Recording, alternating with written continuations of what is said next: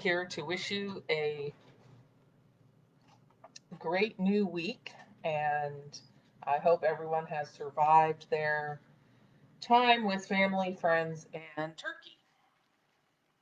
And so I am here today because I would like to talk about something that I've been thinking about and creating for a while, and I'm calling it the Get It Together Connection and Accountability.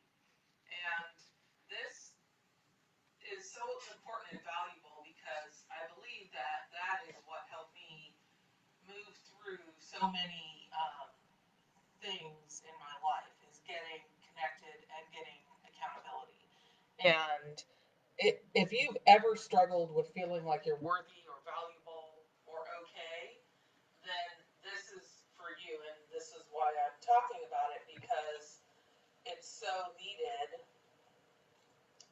for people to feel like they matter and that they're worthy. And if you've grown up in a hoarded situation or had relatives that were hoarding and they didn't place any value on you as a kid or as a young person, then it's really hard to be an adult thinking you're valuable now. And so I'm I'm talking about this because I think people really need to feel like they're valuable, that they matter, and that they're worthy. And it's just sometimes we wonder, does anyone understand? And how much explanation do we have to give? And the truth is I don't have to have a whole lot of explanation. I kind of already can relate to what that feels like, how hoarding has impacted you. And there are, granted, levels of trauma, levels of things that we've had to deal with, and every person is unique in that way. However, there is a lot of pain and a lot of shame and isolation that goes along with this. And something I've seen coming up lately is around doorbell dread. And I'm going to talk about that tomorrow on Tuesdays with Tammy because doorbell dread is a real thing. And it's an important part of our lives that impacts us now as well if we haven't dealt with it or even if we have. But in any case, today I just really want to focus on getting it together and connection and accountability. And I'm offering this um, on a Cyber Monday price, but I want to lock that in for 3 months for 5 people who really are looking at how to keep their own mindset right, their own process and thinking right when they're dealing with a hoarding situation. Hi, Richard. Happy Monday.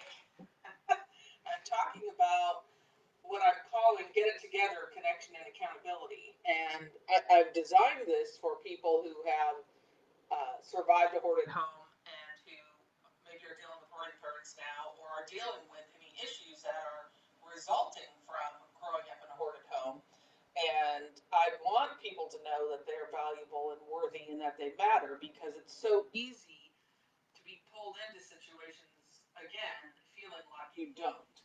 And when we go through this, basically we talk about what your primary concerns are. We come up with the solution to those concerns, and then we come up with a written plan of action of how we're going to do that.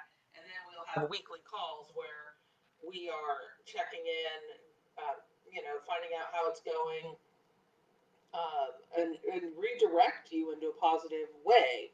And I have some additional bonuses and things that I will be including because those are things that have helped me shift from feeling not valuable, not worthy, uh, things that have helped me set boundaries so that I am dealing with my personal relationships better. Which, by the way, boundaries are something that aren't really focused on in a hoarded home because everything is kind of a mishmash and things can be missing, like the bathroom door. Maybe the fridge doesn't work. You might not have running water. I know about that. Um, you might be expected to come and solve that hoarding problem now as an adult, and you might not have the skills to do that, nor are you obligated to, which is another aspect of that hoarding situation and the societal expectations that you're absolutely hoards that refuses all help. So how do you work through those mindset things? How do you shift it so that you don't lose your mind and then figure out, is there a way that I can realistically intervene or help? Or do I need to say, hey, I'll call a couple places, but that's all I can do because your sanity, your life, your new family matter as well. And it's too easy to get pulled into these situations that have no simple resolution and will make you want to pull your hair out. So I am here to provide that space, to provide that connection, that venting, that planning, so that you don't have to go through these things by yourself. And it's such a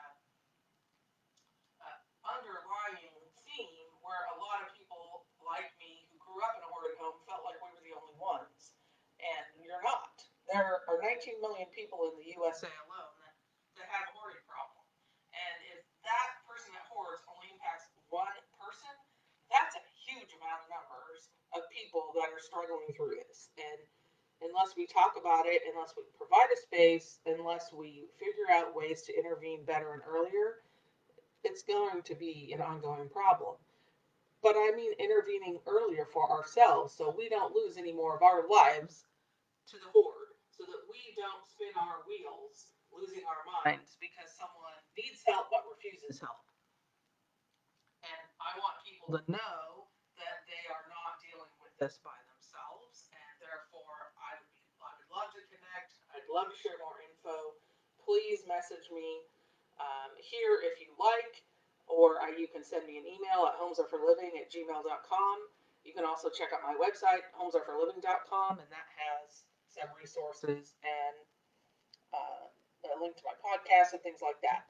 At the very least, know that the Hoarding Solution Group is here, and I have placed a link to that in the description here of this video or of this live so that you can join us there. And of course, if you don't want to put things publicly here, I totally understand that. And so feel free to reach out to me and let's get moving with this. Let's get you working with someone who understands what is going on. And I love my family, my tribe, my people. I have so much support, and I promise you that when you start taking massive action, mighty forces will come to your aid. And we are here to be a mighty force. And at the same time, you can check out what Richard Kaufman is doing with his podcast. Uh, I've been a guest on his show. He's been a guest on my show, and we both have that lived experience of growing up in a hoarded home and navigating to a much better life later. So I just encourage you to keep going, to search